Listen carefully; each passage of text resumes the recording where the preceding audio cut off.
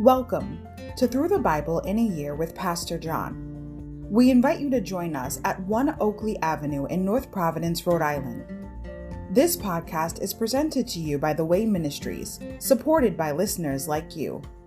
For donations, live videos, podcasts, and more, please visit www.thewayministriesri.org. Thank you and have a great day.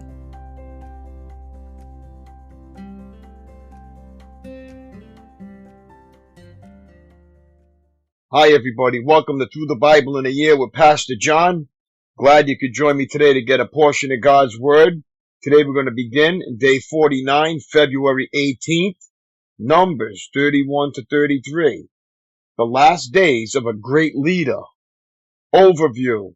The final days of Moses' administration are just as productive as the first. As Israel's commander-in-chief, he leads a highly successful campaign against Midian. As administrator, he handles wisely the request of the tribes of Reuben and Gad and allows them to settle east of the Jordan River. He grants permission, but first requires the two tribes to assist the other 10 in conquering the promised land. The remainder of the book of Numbers is a review of the Israelites' travels from Egypt to Moab. Chapter 31, the Midianites removed, Moses' leadership. Chapter 32, a problem resolved, Moses' wisdom. Chapter 33, a journey recounted, Moses' travels. Insight, the end of Balaam, Numbers 31 verse 8. Israel's conquest of Midian included the execution of Balaam, chapter 31 verse 8. This judgment may seem unduly harsh for the one who had blessed the nation, until it is learned that Balaam masterminded a scheme to defile the Israelites with Midianite women. Chapter 31 verse 16. Insight. Do easy paths lead to easy living. Numbers 32 verses 1 to 5. Moses handled the requests of the tribes of Reuben and Gad and the half-tribe of Manasseh in a prudent manner. Chapter 32 verses 1 to 5. However, their choice to remain outside the promised land and the rich grazing lands of Transjordan was comparable to Lot's selfish decision in Genesis 13 verse 10 to 12. And their choice foreshadowed similar acts of unbelief and conformity to the worldly standards of those about them. See 1 Chronicles 5 verse 25 to 26. Numbers chapter 31. Conquest of the Midianites. Then the Lord said to Moses, on behalf of the people of Israel, take revenge on the Midianites for leading them into idolatry. After that, you will die and join your ancestors. So Moses said to the people, choose some men and arm them to fight the Lord's war of revenge against Midian. From each tribe of Israel send 1,000 men into battle. So they chose 1,000 men from each tribe of Israel, a total of 12,000 men armed for battle. Then Moses sent them out 1,000 men from each tribe, and Phinehas, son of Eleazar, the priest, led them into battle. They carried along the holy objects of the sanctuary and the trumpets for sounding the charge. They attacked Midian as the Lord had commanded Moses, and they killed all of them, all 5 of the Midianite kings. Evi, Rechem, Zur, Hur, and Reba died in that battle. They also killed Balaam, son of Beor, with the sword. Then the Israelite army captured the Midianite women and children and seized their cattle and flocks and all their wealth as plunder. They burned all the towns and villages where the Midianites had lived. After they had gathered the plunder and captives, both people and animals, they brought them all to Moses and Eleazar the priest and to the whole community of Israel, which was camped on the plains of Moab beside the Jordan River across from Jericho. Moses, Eleazar the priest, and all the leaders of the community went to meet them outside the camp. But Moses was furious with all the generals and captains who had returned from the battle. Why have you let all the women live? He demanded. These are the very ones who followed Balaam's advice and caused the people of Israel to rebel against the Lord at Mount Peor. They are the ones who caused the plague to strike the Lord's people. So kill all the boys and all the women who have had intercourse with a man. Only the young girls who are virgins may live. You may keep them for yourselves. And all of you who have killed anyone or touched a dead body must stay outside the camp for 7 days. You must purify yourselves and your captives on the 3rd and 7th days. Purify all your clothing too, and everything made of leather, goat hair, or wood. Then Eleazar the priest said to the men who were in the battle, the Lord has given Moses this legal requirement. Anything made of gold, silver, bronze, iron, tin, or lead, that is, all metals that do not burn, must be passed through fire in order to be made ceremonially pure. These metal objects must then be further purified with the water of purification. But everything that burns must be purified by the water alone. On the 7th day you must wash your clothes and be purified. Then you may return to the camp. Division of the plunder. And the Lord said to Moses, you and Eleazar the priest and the family leaders of each tribe are to make a list of all the plunder taken in the battle, including the people and animals. Then divide the plunder into 2 parts and give half to the men who fought the battle and half to the rest of the people. From the army's portion, first give the Lord his share of the plunder, 1 of every 500 of the prisoners and of the cattle, donkeys, sheep, and goats. Give this share of the army half to Eleazar the priest as an offering to the Lord. From the half that belongs to the people of Israel, take 1 of every 50 of the prisoners and of the cattle, donkeys, sheep, goats, and other animals. Give this share to the Levites who are in charge of maintaining the Lord's tabernacle. So Moses and Eleazar the priest did as the Lord commanded Moses. The plunder remaining from everything the fighting men had taken totaled 675,000 sheep and goats, 72,000 cattle, 61,000 donkeys, and 32,000 virgin girls. Half of the plunder was given to the fighting men. It totaled 337,500 sheep and goats, of which 675 were the Lord's share, 36,000 cattle, of which 72 were the Lord's share, 30,500 donkeys, of which 61 were the Lord's share, and 16,000 virgin girls, whom 32 were the Lord's share. Moses gave all the Lord's share to Eleazar the priest, just as the Lord had directed him. Half of the plunder belonged to the people of Israel, and Moses separated it from the half belonging to the fighting men. It totaled 337,500 sheep and goats, 36,000 cattle, 30,500 donkeys, and 16,000 virgin girls. From the half share given to the people, Moses took 1 of every 50 prisoners and animals and gave them to the Levites who maintained the Lord's tabernacle. All this was done as the Lord had commanded Moses. Then all the generals and captains came to Moses and said, we, your servants, have accounted for all the men who went out to battle under our command. Not one of us is missing. So we are presenting the items of gold we captured as an offering to the Lord from our share of the plunder, armbands, bracelets, rings, earrings, and necklaces. This will purify our lives before the Lord and make us right with him. Moses and Eleazar the priest received the gold from all the military commanders, all kinds of jewelry and crafted objects. In all, gold that the generals and captains presented as a gift to the Lord weighed about 420 pounds. All the fighting men had taken some of the plunder for themselves. So Moses and Eleazar the priest accepted the gifts from the generals and captains and brought the gold to the tabernacle as a reminder to the Lord that the people of Israel belonged to him. Numbers chapter 32. The tribes east of the Jordan. The tribes of Reuben and Gad owned vast numbers of livestock. So when they saw that the lands of Jazer and Gilead were ideally suited for their flocks and herds, they came to Moses, Eleazar the priest, and the other leaders of the community. They said, notice the towns of Ataroth, Dibon, Jazer, Nimrah, Heshbon, Elealeh, Simba, Nebo, and Beon.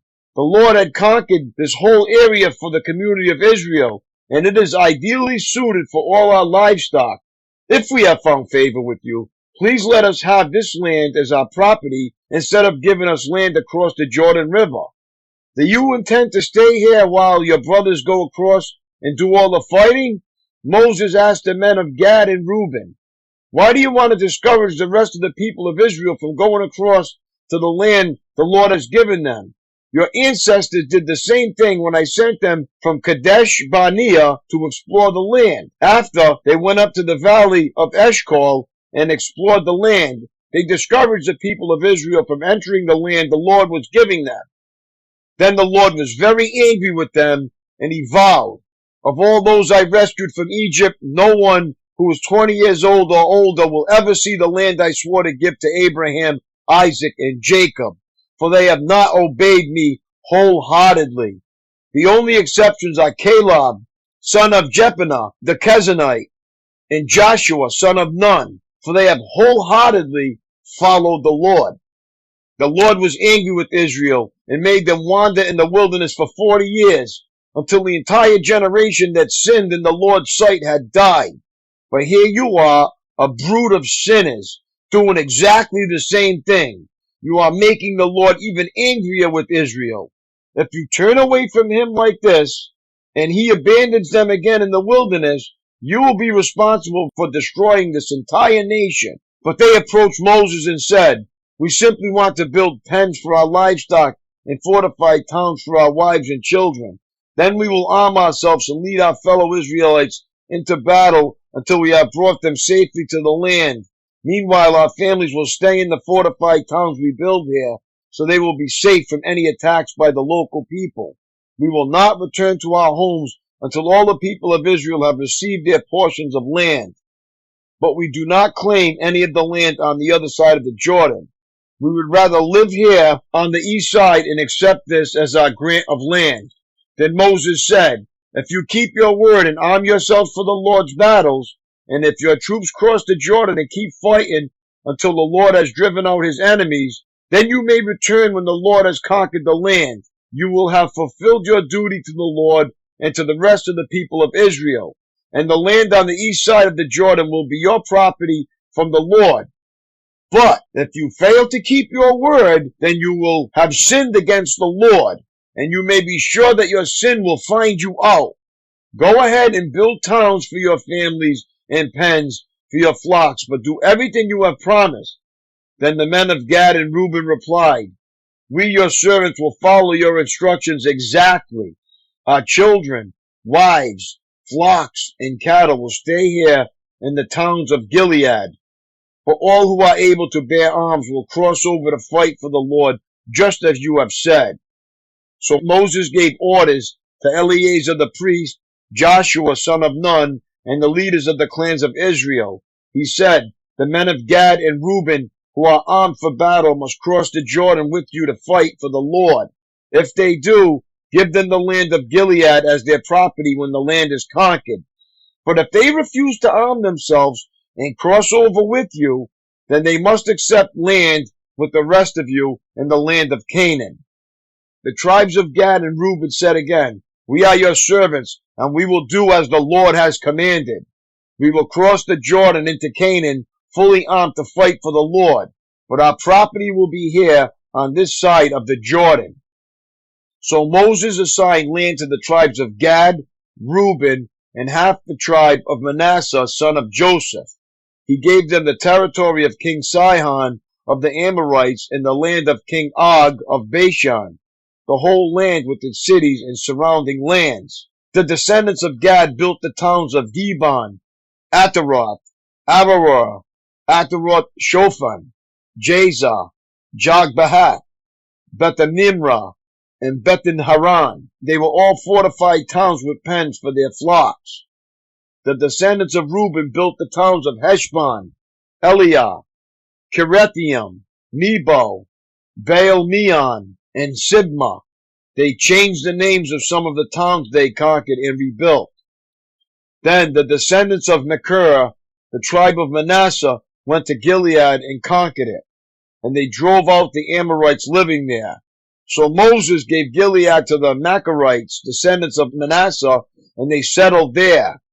The people of Jair, another clan of the tribe of Manasseh, captured many of the towns in Gilead and changed the name of that region to the towns of Jair.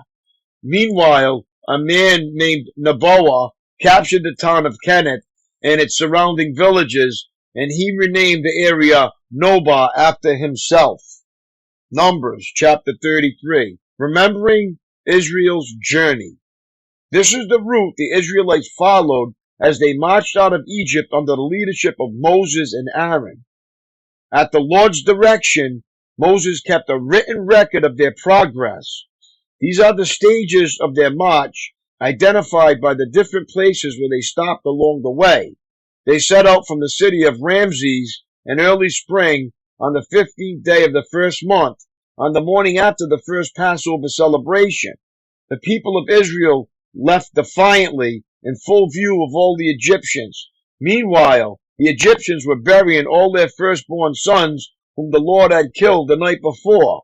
The Lord had defeated the gods of Egypt at night with great acts of judgment. After leaving Ramses, the Israelites set up camp at Succoth. Then they left Succoth and camped at Etham, on the edge of the wilderness. They left Etham and turned back towards Pi-hahiroth, opposite Baal Zephon, and camped near Migdal. They left Pi-hahiroth and crossed the Red Sea into the wilderness beyond. Then they traveled for 3 days to the Etham wilderness and camped at Marah. They left Marah and camped at Elam, where there were 12 springs of water and 70 palm trees. They left Elam and camped beside the Red Sea. They left the Red Sea and camped in the wilderness of Sin. They left the wilderness of Sin and camped at Dophkah. They left Dophkah and camped at Alush. They left Alush and camped at Rephidim, where there was no water for the people to drink. They left Rephidim and camped in the wilderness of Sinai. They left the wilderness of Sinai and camped at Kibroth Hattaavah. They left Kibroth Hattaavah and camped at Hazeroth. They left Hazeroth and camped at Rithmah.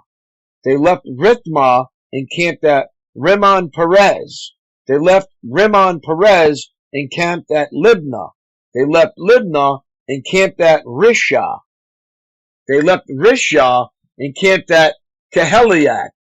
They left Keheliath and camped at Mount Sephir. They left Mount Sephir and camped at Haradah. They left Haradah and camped at Makheloth. They left Makheloth and camped at Tahath. They left Tahath and camped at Terah. They left Terah and camped at Mithkah. They left Mithkah and camped at Hashmanah. They left Hashmanah and camped at Mazeroth. They left Mazeroth and camped at Ben Jakan. They left Ben Jakan and camped at Hor-Hagadad. They left Hor-Hagadad and camped at Jobathah. They left Jobathah and camped at Abranah. They left Abranah and camped at Ezion-Geber. They left Ezion-Geber and camped at Kadesh in the wilderness of Zin. They left Kadesh and camped at Mount Hor at the border of Edom. While they were at the foot of Mount Hor, Aaron the priest was directed by the Lord to go up to the mountain, and there he died. This happened in midsummer on the first day of the 5th month of the 40th year after Israel's departure from Egypt. Aaron was 123 years old when he died there on Mount Hor. At that time, the Canaanite king of Arad, who lived in the Negev in the land of Canaan, heard that the people of Israel were approaching his land. Meanwhile, the Israelites left Mount Hor and camped at Zalmanah. Then they left Zalmanah and camped at Punon. They left Punon and camped at Oboth. They left Oboth and camped at Abarim on the border of Moab. They left Abarim and camped at Dibon Gad. They left Dibon Gad and camped at Almon Debalatham. They left Almon Debalatham encamped in the mountains east of the river near Mount Nebo. They left the mountains east of the river and camped on the plains of Moab beside the Jordan River across from Jericho. Along the Jordan River, they camped from Beth Jeshmoth as far as the meadows of Acacia on the plains of Moab. While they were camped near the Jordan River on the plains of Moab, opposite of Jericho, the Lord said to Moses, "Give the following instructions to the people of Israel. When you cross the Jordan River into the land of Canaan, you must drive out all the people living there. You must destroy all their carved and molten images and demolish all their pagan shrines. Take possession of the land and settle in it, because I have given it to you to occupy. You must distribute the land among the clans by sacred lot and in proportion to their size. A larger portion of land will be allotted to each of the larger clans, and a smaller portion will be allotted to each of the smaller clans. The decision of the sacred lot is final. In this way, the portions of land will be divided among your ancestral tribes. But if you fail to drive out the people who live in the land, those who remain will be like splinters in your eyes and thorns in your sides. They will harass you in the land where you live, and I will do to you what I had planned to do to them." My daily walk. You're doing some work when suddenly your hand slips and you get a finger full of splinters. After a half hour of surgery, you think you've pulled them all out, only to discover later that you missed a few. At that point, the fact that you removed most of the splinters doesn't help much. It is the few remaining ones that really matter. God clearly directed Israel to completely rid the land of its pagan inhabitants when the time came for conquest.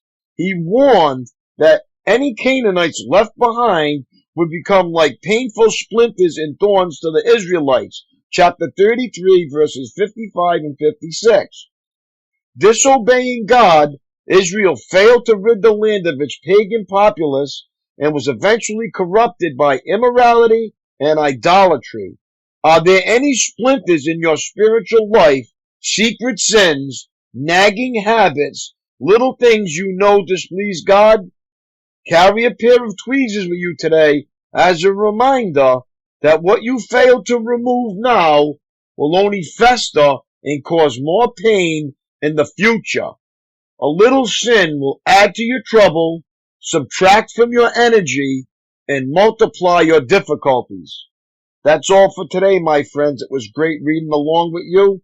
Have a great day. God bless, and I will see you tomorrow, Lord willing. Peace.